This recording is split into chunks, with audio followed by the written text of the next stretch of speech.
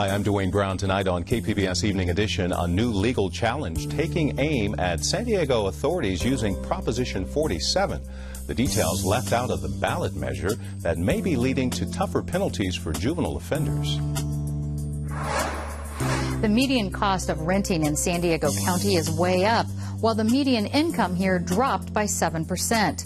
I'm Peggy Pico with why the county ranks the second worst in the state for affordable housing and what's being done to fix the problem. And what's San Diego doing to help hundreds of homeless people in downtown who didn't get permanent shelter beds after the temporary shelters closed in March? That's a tiny micro house. Yeah, it's very, very efficient. Everything is thought out. No waste of space anywhere. Big deal about living small, taking a look inside the micro-housing trend and why it may not take hold in San Diego. KPBS Evening Edition starts right now.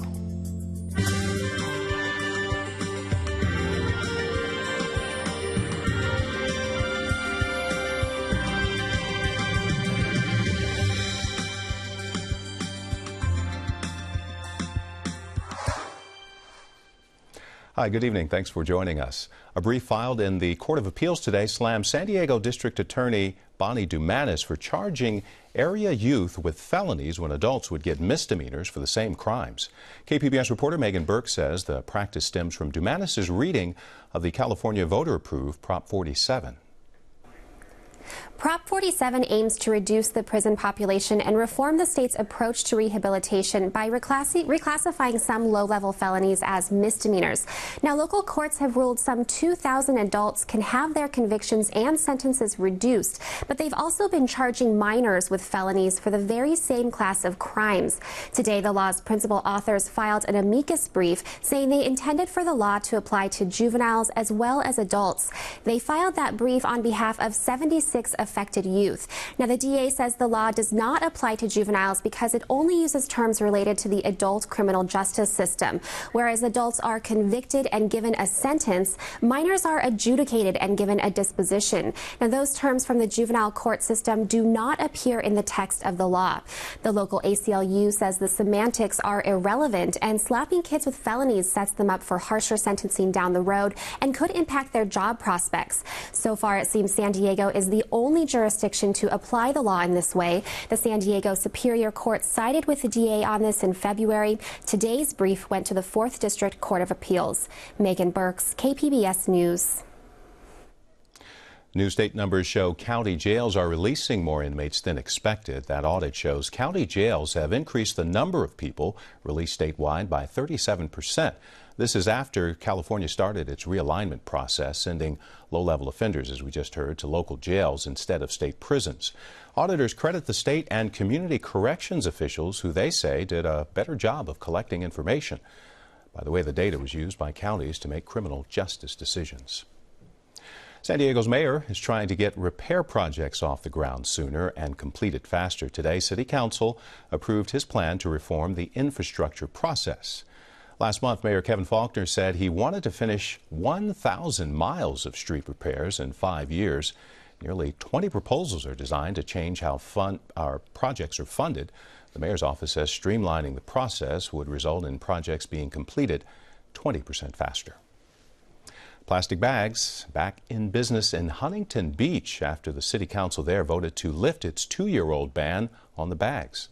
Putting an end to a 10-cent charge for paper, the mayor cast the only dissenting vote, but it can all change. State lawmakers, of course, passed a statewide ban last year. The plastic bag industry hopes to repeal it with a referendum vote set for November 2016. A court ruling knocked down a water rate system in San Juan Capistrano that charges bigger water users more money. Governor Brown says the ruling is a straitjacket for conservation efforts. The city of San Diego also uses scaled water rates, but officials say our system is different, so it likely won't be sued. Chula Vista Sweetwater Authority is being sued for its water rates. The lawsuit could make it harder to conserve water. Sweetwater's case may move forward later this month. The 4th year of drought in California is changing the way we do our landscaping. In fact, lots of folks are finding solutions in the state's native plant industry, but as Midori Sperandio reports, these solutions are far from new. Water-hungry landscape may be changing from this to this. So we have more and more people coming to us saying, I killed my lawn, now what do I do? It's a reemergence of California native plants, plants which have been here since the state's very beginnings. They're drought resistant because they need little to no water. These native plants have grown in California for 1 million years. They know how to survive here. Many of these native plants are found nowhere else in the world. And with mandated water restrictions around the state, more people are converting to a native plant garden filled with poppies, wildflowers, and shrubs. It's a good screen, so if you want to not see the car in your driveway or the next door neighbor's driveway, there you go. California native plants also help pollinators thrive, such as butterflies and honeybees. These pollinators are crucial to helping flowers, fruits, and vegetables grow. There's a ladybug in here. As more people start looking at these California native plants for their yards, there's an increasing need to learn how to grow them right. And so this summer, there's going to be classes for homeowners and certification programs for landscapers. Ironically, California native plants can be killed by overwatering. So we're training these folks to how to do less and how to take care of these really low maintenance yards. The Department of Water Resources wants to get these plants into the mainstream since they can withstand the test of time, climate change, and drought.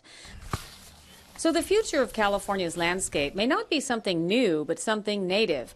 As California struggles with drought, some solutions may be, as the old saying goes, right in our own backyard. In Sacramento, Midori Sperandio reporting. San Diego's temporary homeless shelters closed last month, but this year they won't reopen in the fall. Peggy Pico explains how the city is moving toward permanent housing for San Diego's homeless population.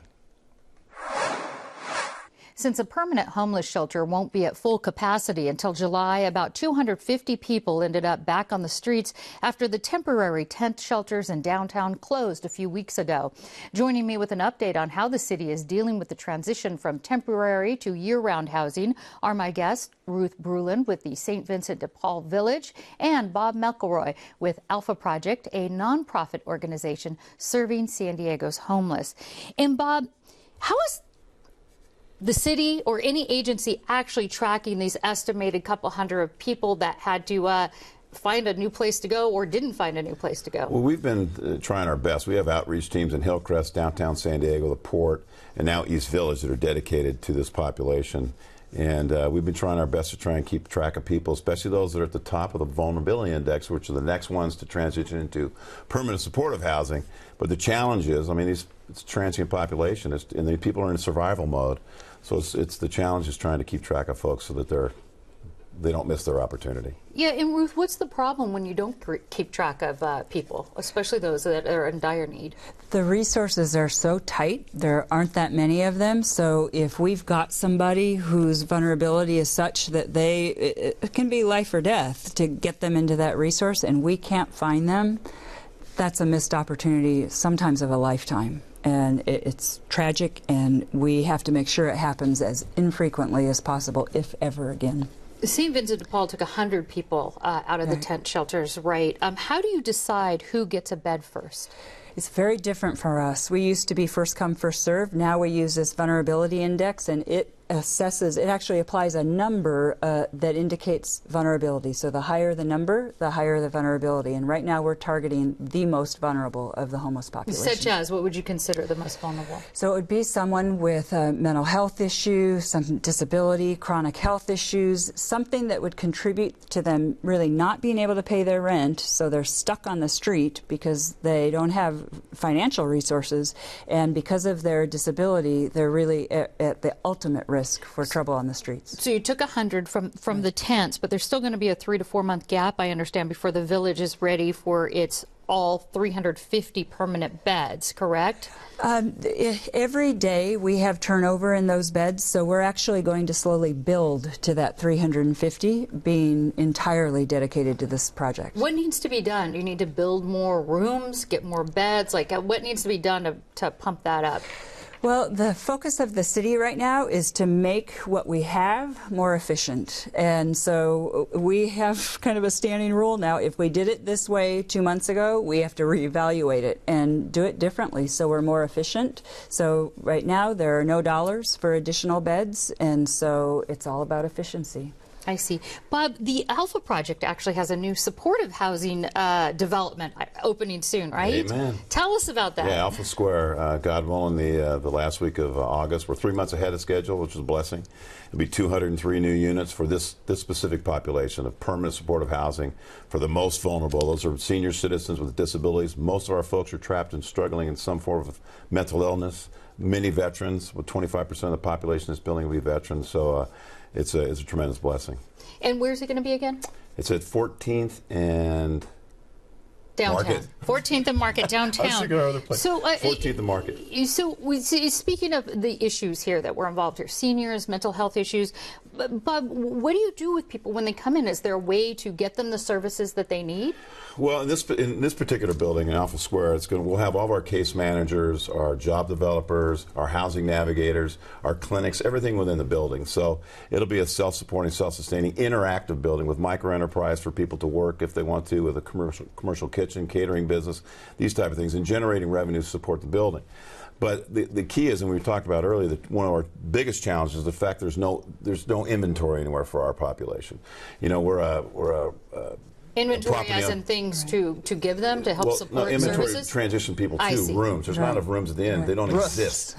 So we've got to have that funding somewhere down the road through the federal government to build this type of supportive housing so that everybody has a home. Okay, and then we have to end on this, but I know there's an estimated 10,000 homeless people in the county, another 1,000 just in downtown itself.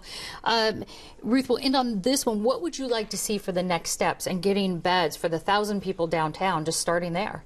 We really need to have more conversations. We need landlords who are willing to rent their units to people who otherwise would be in some pretty tough shape, but they can make good renters when they get that roof over their head. And we need more builders. As Bob said, it's just critical because this most vulnerable part of the population, they are the most disabled, they are the most helpless in terms of being able to help get that roof over their head themselves. They need our help. Sure, well, keep us posted on that. Ruth Bruland and Bob McElroy, thank you so much. Thanks for having me. Thank you.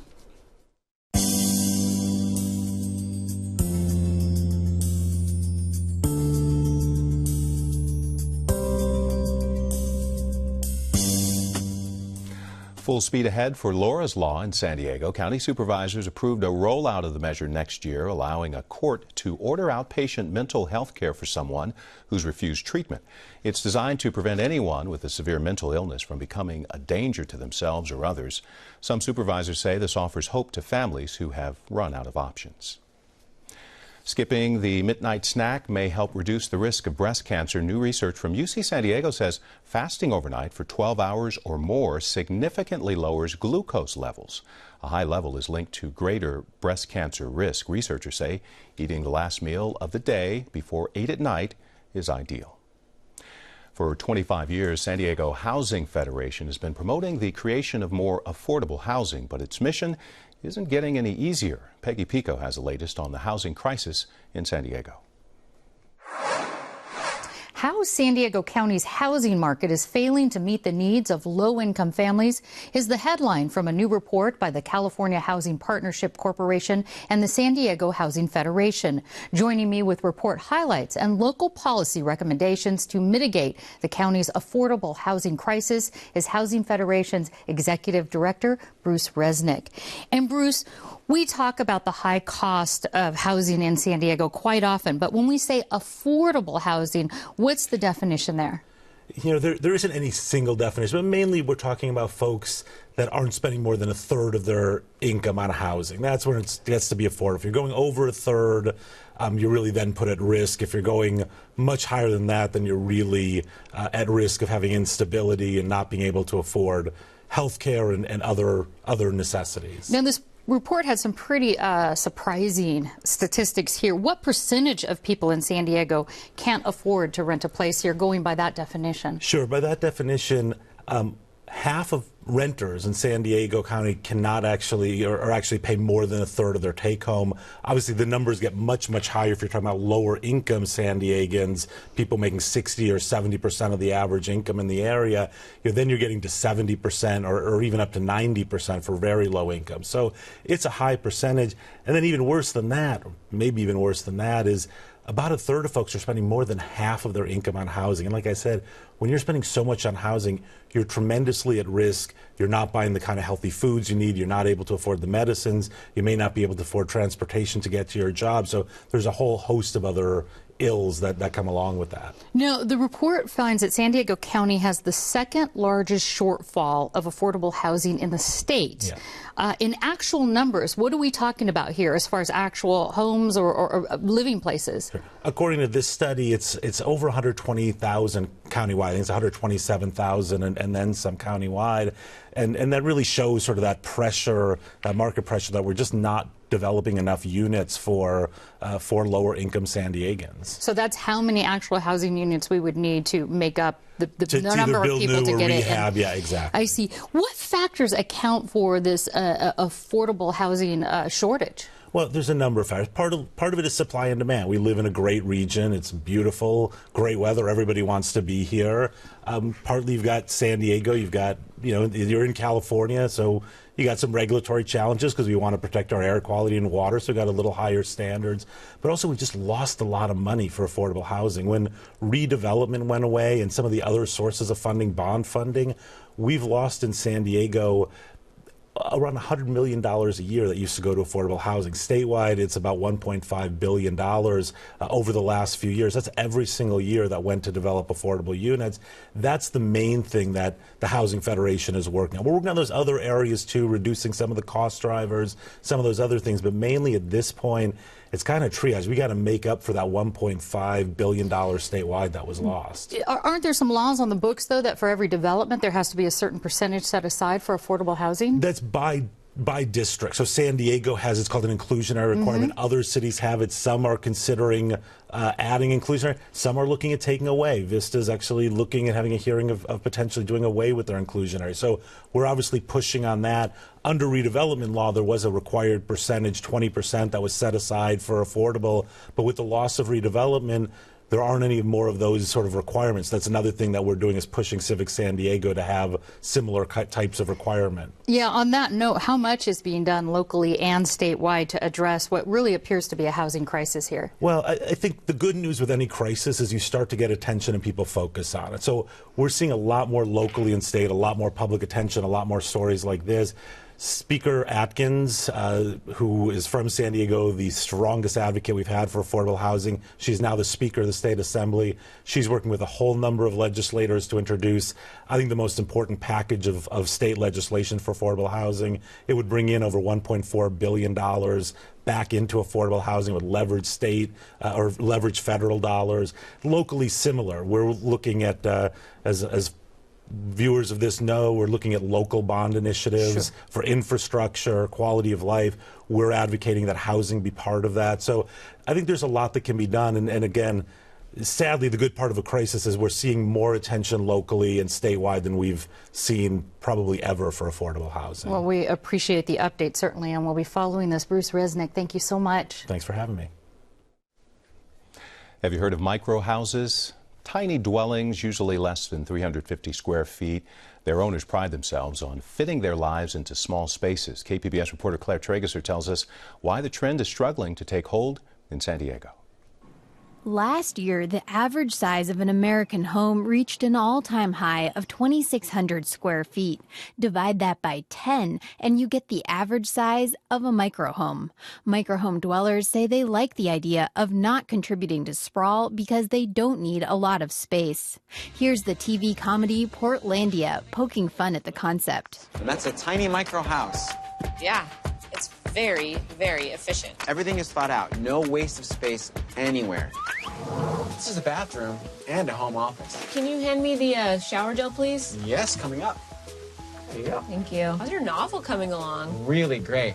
I'm on page 1.5. You know something has become a trend when it's on Portlandia, but the microhouse movement likely won't come to San Diego anytime soon. In San Diego, we have parking requirements that make it so if you build a unit, whether it's 200 square feet or whether it's 500 square feet, you have to build a certain number of parking spots. So if you're building a lot of really small units, then you have to build a lot of parking, and that just doesn't work economically. Developer David Allen is building 71 micro apartments in downtown Oakland. He says that city and others on the West Coast have lower parking requirements, which allow for micro housing. Not so in San Diego. The city told the developer the size of the box he could build, but how he sliced it up into units was really dependent on how many cars could fit in this garage. Outside an apartment complex in Little Italy, Allen demonstrates the challenge of building small dwellings in San Diego. You need at least one parking space for every unit. People would love to live here.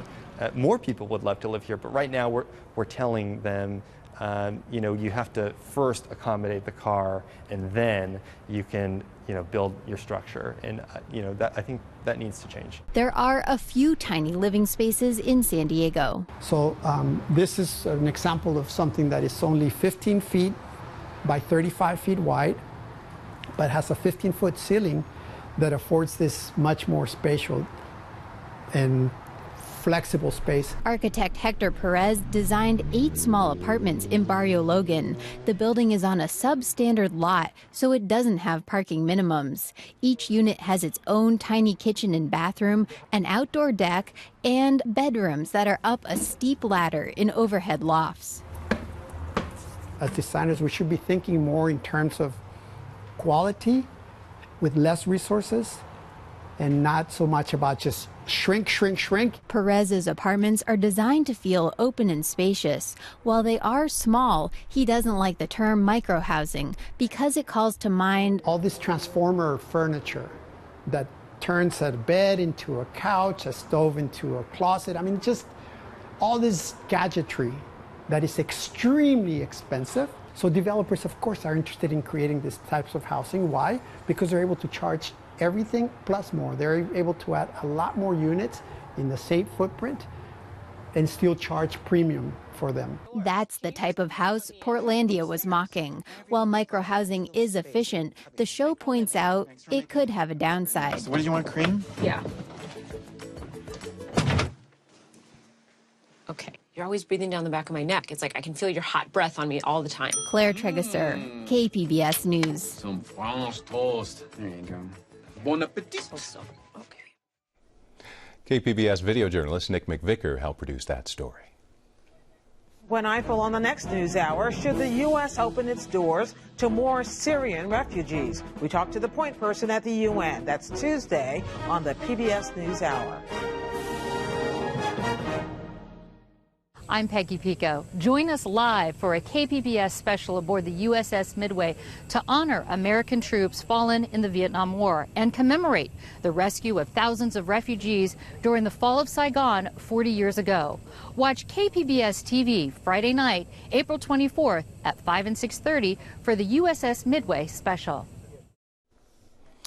Homer Simpson may want to stop by San Diego to nosh on some of the best donuts in the nation. Thrillist.com named the Donut Bar among the top 33 donut shops in the country. The website's San Diego editor says fans rave about the shop's old-fashioned donut-making skills. The Donut Bar also offers new creations like a fruity Pop-Tart donut, yeah, that's true, and a Oh My Peanut Butter Oreo donut. Yummy. Once again, San Diego Opera challenges preconceived notions about what opera is and expands the horizons about what it can be. KPBS arts reporter Beth Agamando previews the new mariachi opera that has 2 performances Saturday at the Civic Theater. In 2013, San Diego Opera tried something new. It staged its first mariachi opera, and Leonard Foglia served as both librettist and director. I lived in Mexico for 7 years, so I had a great familiarity with mariachi music, and so I knew immediately that it would be an emotional story and a personal story, the way mariachi music usually is. And it's very emotional music that gets people excited and moves people. Cruzar La Cara de la Luna was a sold-out hit. And now the same creative team brings a new mariachi opera to San Diego, El Pasado Nunca Se Termina. This time the focus is less on border issues and more on how we define family. If you want to catch this mariachi opera, don't hesitate. Tickets are once again selling fast. Beth Accomando, KPBS News. We're expecting showers in San Diego beginning tomorrow night. The wet weather may last until Friday morning. We're looking at 60s along the coast, 60s in the inland valleys as well. Temperatures dipping back into the 50s for the mountain areas and into the 80s in the desert. Here's a look at what we're working on for tomorrow in the KPBS newsroom. On Morning Edition, the cost of graduation ceremonies may be too expensive for some families. We'll look at some of the high schools who may be breaking California law by charging for a cap and gown. And on Midday Edition, a San Diego organization teams up with restaurants who want to be ocean friendly. That's tomorrow on KPBS Radio. You can find tonight's stories on our website, kpbs.org/evening edition. Thanks for joining us. You have a great night.